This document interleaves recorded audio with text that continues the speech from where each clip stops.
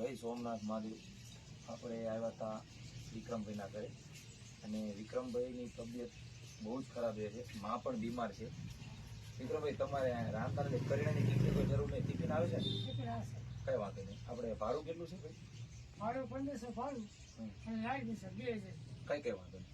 અત્યારે હું તમને 2-3 મહિનાનું ભાડું આપતો જઉં છું, બાકી 2-3 મહિને મળતા રહેશું. બીજું કંઈ કામકાજ હોય તો રતન પર સોમનાથ ટુર્નામેન્ટનો કોન્ટેક્ટ કરજો, આપણે તમને બધી મદદ કરશું. પેલા બરોબર, કરિયાણું તો તમને આપી, પણ તમે રાંધતા નથી એટલે એનું તો કોઈ વાંધો નહીં.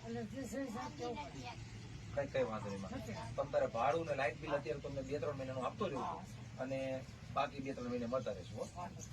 તો જય સોમનાથ મહાદેવ. મિત્રો, વિક્રમભાઈની તબિયત એટલી બધી ખરાબ છે, તમે જોઈ રહ્યા છો. માની તબિયત પણ એટલી ખરાબ છે અને રાંધતા નથી એટલે કરિયાણું તો ના પાડે છે. તો આપણે એમને લાઇટ બિલ અને ભાડું આપશું. મળીએ કાલે નવી સેવામાં.